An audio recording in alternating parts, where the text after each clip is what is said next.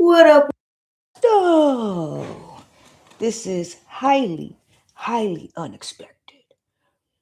But I decided I was going to take a little break. Remember how I tell y'all, sometimes your brain needs a little bit of a break. And that, for me, is a good documentary. Oh, yes. Matter of fact, I've worked on several documentary projects. Roots, that show where they do the DNA. I worked on a documentary project with UConn basketball team. I've met Brianna Stewart and Sue Bird. Oh yes. Oh yes. I love a good doc. Love a good doc. I feel like I'm missing one. Oh yes. Black and Jewish in America. Have you seen that? I worked on that as well. And so for me, I love to watch other documentaries. I love to learn. And so as you saw from the thumbnail, the Murdochs. Now I've heard, or I think I've heard, that the show Succession, fantastic, amazing show, is based off these people. Honestly, I have no idea. But here it is. I see on my feed Dynasty, The Murdochs, Netflix, doom doom, doom doom. I'm not really sure if that's the the actual sound Netflix makes. And I don't know the legality of this. I'm gonna be honest. I'm not really one to do live reactions, but I figured let's have a little fun. So I'm about to play the first episode. I'm gonna put it loud so hopefully y'all can hear it. I mean just kidding. You know what I'm saying? Because I ain't trying to have no copyright problems. And then if we hear something interesting, let's see. There's the doom doom, and I was off with it. Here we go. See, I just said Succession. And here they are talking about it. Now you know when they settle, it's usually they're guilty. But I don't know. I don't know. I'm just watching this. I don't have a dog in the fight. Get your drinks, get your popcorn. This is just juice with salsa water. I'm choosing to say no these days.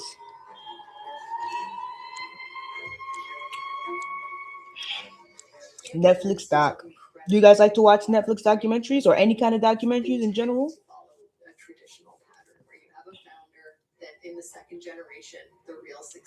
The real success. Damn. They said the founder. You have a founder, and then in the second generation is the real success. I'm a founder of Overcome the Doubt. Damn. That means so my next generation is going to reap all the benefits of what I'm doing.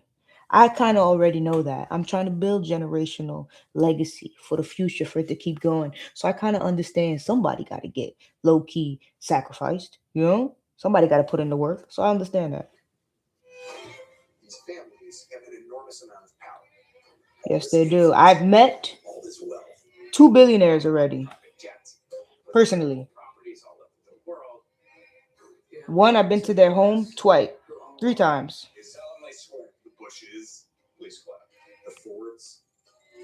And usually it's not homes, they're compounds.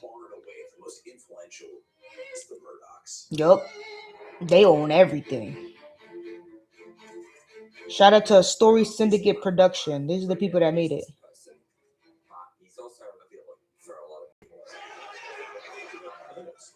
Damn, they live him as the villain.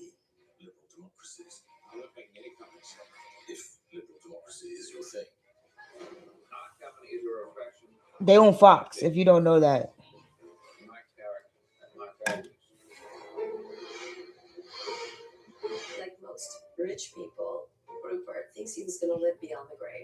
I don't know why they think that. They literally say the last shall be first.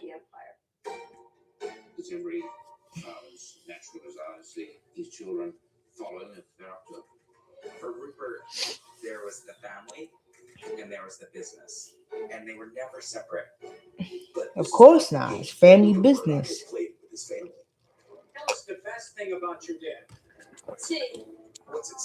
Lachlan. Lachlan is just a rich, preppy name. If your name is Lachlan, do you have money? Comment.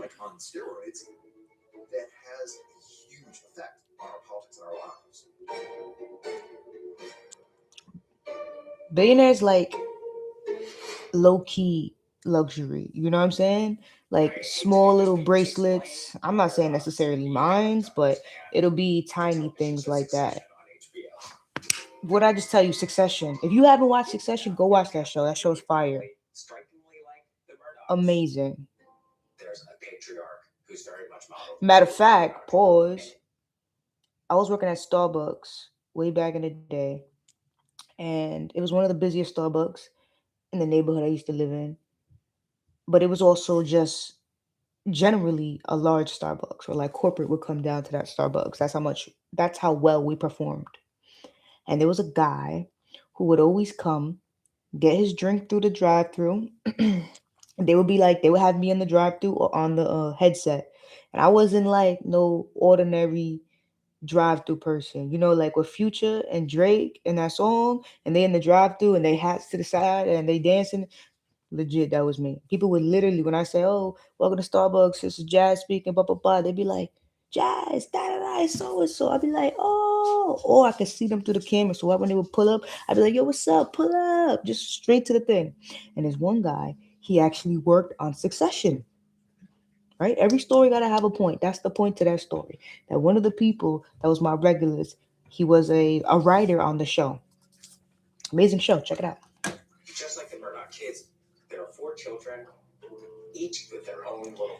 Oh.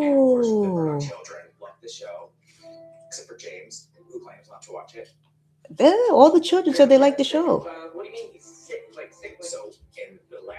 Spoiler alert if you haven't watched it. Spoiler alert. They sure do.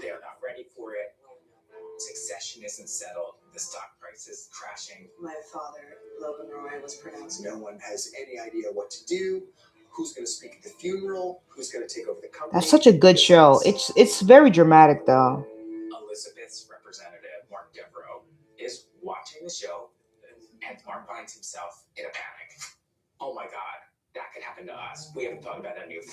I'm not really sure what this is. What they're going to be talking about. This seems like it's a documentary series. Oh, maybe it's about succession. Who's going to take over the next dynasty?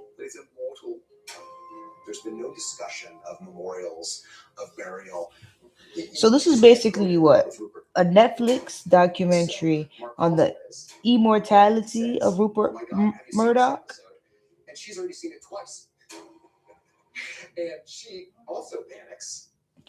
Wow. So in an instance of not life imitating art, but in the fact that the Murdoch children have watched the television show, which is routinely ranked as one of the top television shows ever made in history. They've watched the show multiple times and have actually decided to take direction in real life from the characters in the show. Wow. If I understood the first 4 minutes of this very first episode, The King's Gambit, that's basically what it means. So they taken the advice, life advice from the writers of the television show Succession, the kids of Rupert Murdoch. That's how good the show is.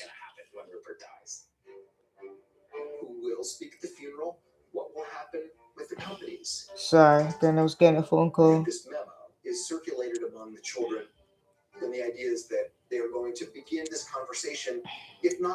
One moment. Honestly, usually Netflix docs have a little bit of a fiery start, and this one's not giving me that. Maybe because I like the ones when they go in immediately what they did bad, and then go into it. Yo, the amount of scams is crazy. So fake. Look, I'm gonna show you this. This has nothing to do. This has absolutely nothing to do with the documentary, but pay attention to scams. Holy crap, the amount of people scamming out here is crazy. Look at this fake. You see this? Look how fake that is. Scan the QR code. Your whole identity will be taken. Delete and report as spam. You wish. Get a job. Get a job, you scammers. Or create a business or a service. Why scam people? Why scam people? I never understand that. I never understand that at all. Weirdos. Speaking of weirdos, we're gonna about to just switch over because I'm not gonna lie. This one's kind of boring. And I work in documentary, so hmm. Designer. I saw something with double XL where designer had a mugshot and it said something about domestic violence. I'm like, yo, he looked like he been through it. The last time I feel like I heard his name, he was something about he's flashing people on an airplane. I'm like, bro, you flashing people on an airplane and now you're beating them up because they don't want to see it? I don't know, man. Scary times, scary times. Beauty is Black, Tyler Perry. No, I don't really have nothing against him, but I used to like the earlier stuff. As time went on, I didn't find the need to really watch. That's just a personal opinion. Homicide, New York. I don't know if I can I say that on YouTube? In this riveting documentary series, teams of detectives dedicated to solving murders step up to hunt for people that unalive people in the truth. Pass.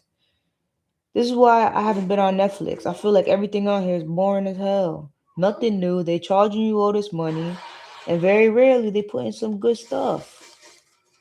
Uh, the Breakfast Club. What a joke. I'm out of here. I could have watched it on YouTube.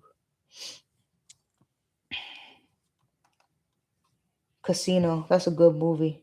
Have you ever seen that with Robert De Niro? It's a good movie. Growing Up Gen X. Those are Gen X. The Age of Attraction. When age is just a number, it's easier to find the one. Singles age 22 to 60. Hold on. Singles age 22 to 60 date without revealing how old they are? What? I mean, can't you tell if they have gray hair? Like, can't you tell if someone looks older? Everybody's getting the baby cosmetics. Allegedly, I don't know. I don't know nothing. I know nothing. Except I know a little. But to the lawyers, I know nothing. I saw a trailer. Simon Cowell, the next act. Who cares? I saw a trailer that was showing Bridgerton and or it was a promo. Bridgerton's going LGBTQ? What? I was wondering if they were ever gonna do that. Because you know the people back in those days were way freakier than the people these days. And they was doing it proudly. Not that LGBTQ is that. I'm just saying they were more free back then. So really it would fit in that time period. All right, let me get out of Netflix because I'm more of a Hulu. I'm more of a Hulu person. And Netflix sometimes, have you ever noticed that sometimes it's extremely hard to get out of Netflix? On my TV, I'll be in Netflix and I'll try to get out of it and it'll stay stuck. I could play another film, I could play another TV show, but I can't exit. I'm not saying maybe it's just my TV. Maybe it's just a glitch. Or maybe it's a tactic. I don't know. Allegedly, maybe not.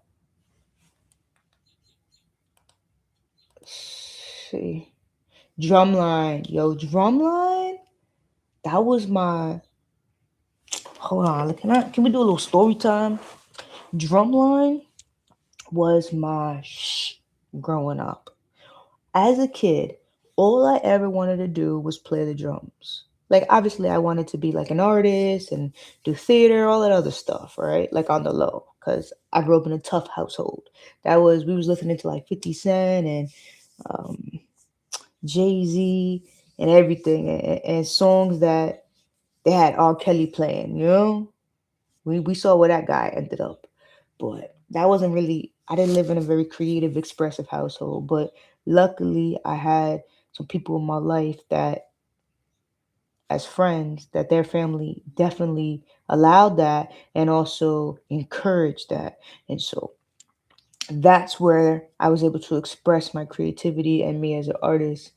And musically, music was always something I felt connected to. Legend has it was when I was a kid, I popped up on my dad's leg during the circus, like 2 years old, when they started playing the drums. Like I got up and I just started dancing, dancing, dancing. 2 years old, but it's just something with beats and drums. And so I used to ask my parents, like, "Can I get a drum set? Can I get this? Drums, drums, drums." Every time, hell no, hell no. I mean, come on, you know these kinds of parents. Come on. And I had a Haitian father. Nah, no drums for you. Hell no. And then, but that's all I ever wanted. And so my mom one year she got me drumsticks. She ain't give me the drums, she just got me the sticks. And I was just happy she got me the sticks. And so when the movie Drumline came out, here's Nick Cannon. We all see Nick Cannon growing up, or if you're in my age bracket, you all saw Nick Cannon growing up.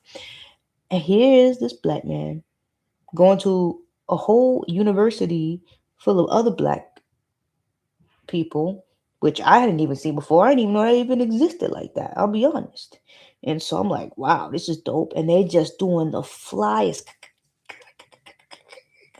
Like, yo, I was in the house all over, doing all of it, getting ready for when, at a certain point in school where you can try out to be in the chorus or you can try out to be in the band.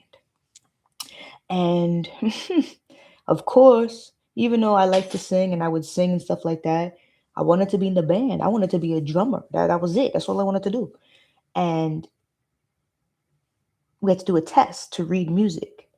And like every story you hear out there, or some of these artists, the music is in there, but I couldn't read music. I still can't read music. I would look at the symbols and like my head would want to explode. I couldn't grasp music notes, reading.